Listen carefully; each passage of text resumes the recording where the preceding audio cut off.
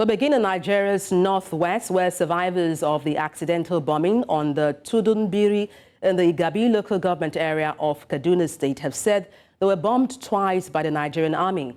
It was also gathered that the death toll from the incident had increased from 120 as officials of Amnesty International who visited the affected communities confirmed the increase in the death toll.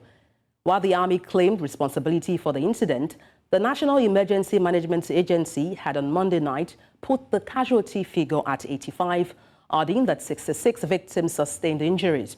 But the accidental bombing on Tuesday attracted more condemnations from the Pan-Northern Political and Cultural Association, the Arewa Consultative Forum, and the Jama'atu Nasir Islam, saying that those found culpable should be punished.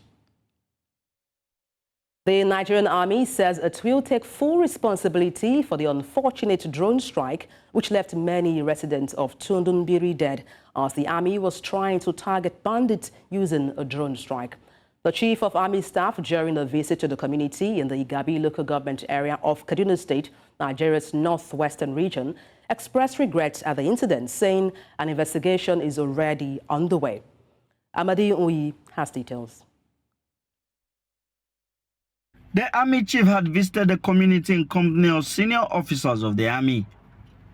After identifying with the families of those killed and members of the community, he proceeded to the graves of those buried to pay his last respect. He assured that the Army would take full responsibility for the unfortunate mistake. The unfortunate incident that happened on Sunday occurred as a result of error on the part of Nigerian Army personnel. So we are ready to take responsibility for the medical bills of those ones in the hospital and also provide other support to the entire community so that they can live their life more worthwhile. The Chief of the Army Staff then proceeded to visit the wounded in the hospital to felicitate with them over the unfortunate incidents, saying investigations have commenced. The Army has already set up an inquiry, but coming here on the ground, it has given me an idea of the kind of expertise we need to bring onto the committee that is conducting the inquiry for us to have an holistic view and to be able to give us recommendations that are worthwhile going forward. While tendering an unreserved apology to the community, he adds that his visit is aimed at commiserating with the families of those that lost their lives.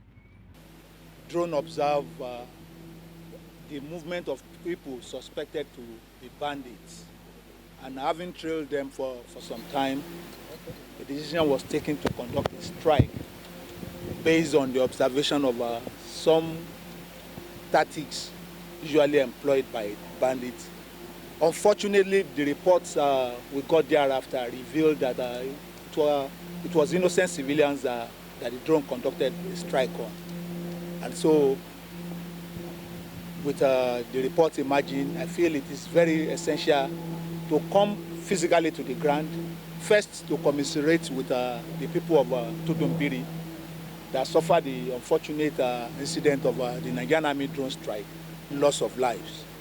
And secondly, having assessed the situation on the ground myself, to be able to determine the kind of inquiry that will be conducted by the Nigerian Army. The visit is something exemplary, because immediately the incident happened, the Chief of Army Staff is here, and he has commiserated with us, and we feel highly honored for that. And we hope that the Army will do its best to protect the citizenry and see that they live comfortably within their own community. The drone strike occurred on Sunday night, December the 3rd. Over 80 residents of the community were killed, many of them including women and children. The Army Chief donated 10 million naira to the victims, including medications for the wounded and palliatives to alleviate the sufferings of many in the community. Amadin Uyi, reporting for News Central. And to talk about this, I'm being joined live on the news by a security expert, Tony Ofoyetan. Good afternoon. Glad to have you join me. Thank you. It's a pleasure. Good afternoon. Now, Tony, how would you describe the unfortunate Nigerian Army accident where 120 people have now been confirmed dead? Well, I think I would describe it the way you described it, unfortunate. Unfortunate because it was something that ordinarily can be averted. However, having said so, I think the whole thing boils down to intelligence failure.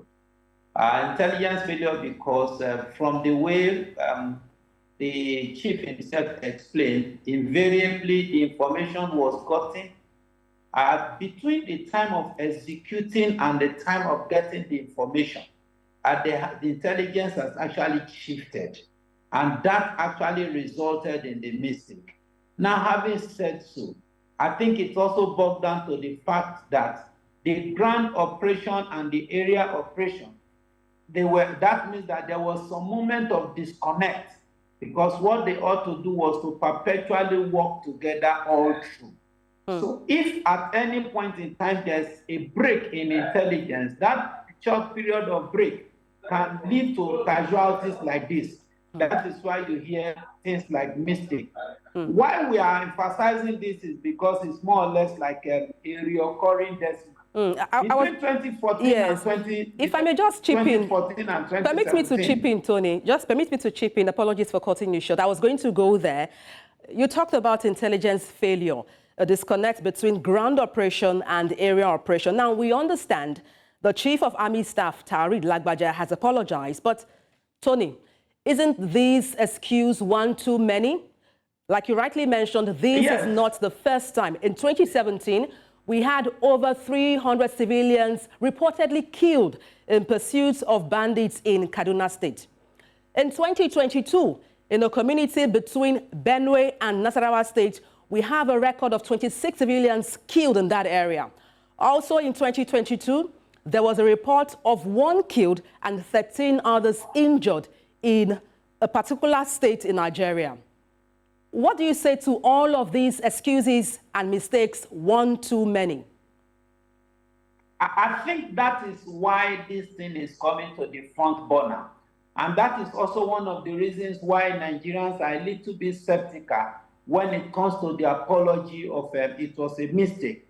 However, having said so, considering the fact that, yes, it was a mistake and all those stuff like that, I think we should also draw a line so that we don't engage in such criticism that would eventually seem as if we are unappreciative.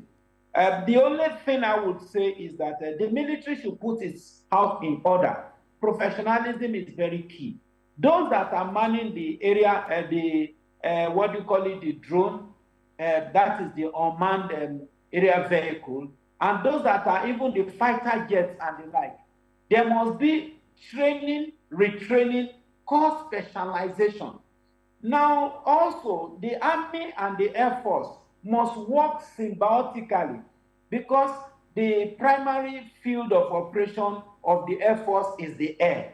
So if the Army has to operate in the air, I think ordinarily it makes sense for them to carry along the Air Force.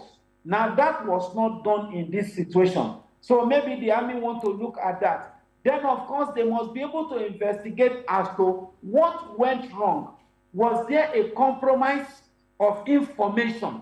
Was there a compromise or a sellout of intelligence to the extent that the bandits or the terrorists had the opportunity of moving out within a time frame that was not relayed back to the military as at when it ought to be related?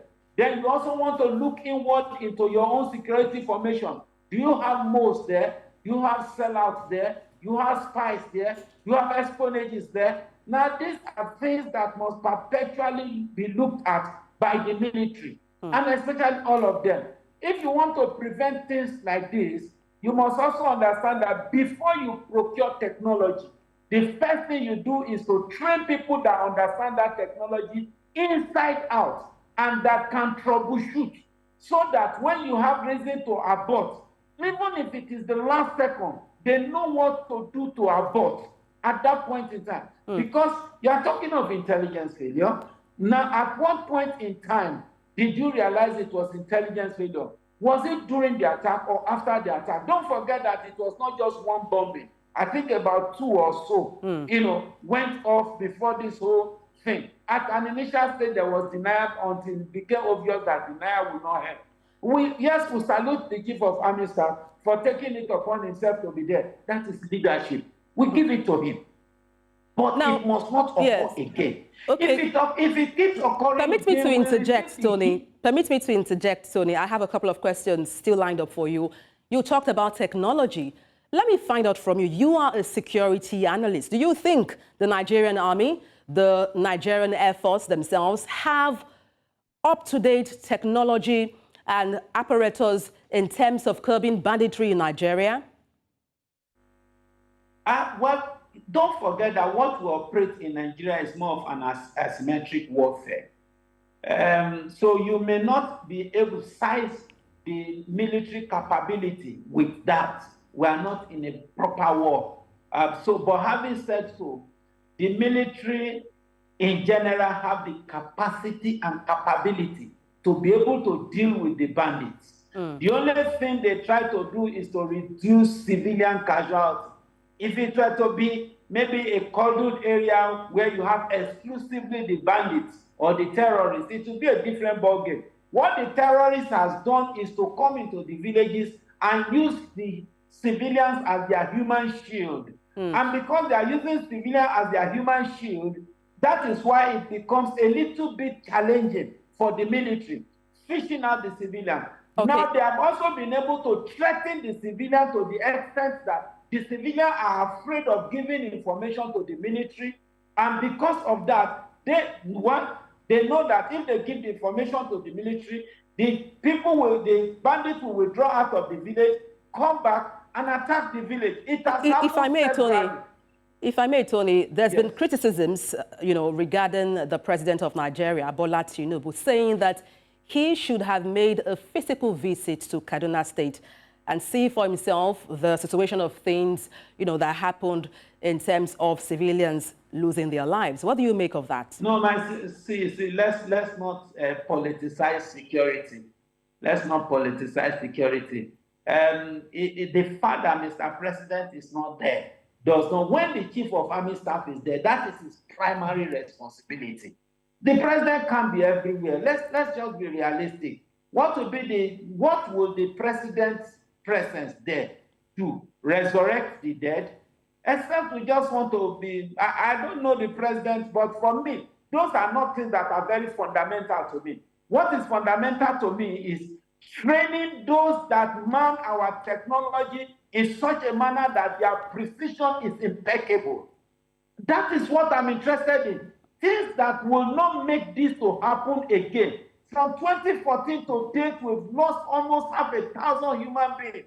Those are the things that we are concerned about, not whether Mr. President. There are casualties almost on daily basis in Nigeria. So Mr. President will have to be going to everywhere. Let's understand some little things, and to me, as far as I'm concerned, I don't see it as anything spectacular. From the little I've seen the president since he resumed office, I don't think I've seen him in any public space in Nigeria for now. Maybe he's still trying to settle down. I'm afraid. For me, I'm not. I don't have any issue on that. Yes, and this is where we have to draw the curtain on that conversation. Thank you so much for your expertise, Tony Ofoyetan, security analyst. Thank you once more. It's a pleasure. Thank you for having me.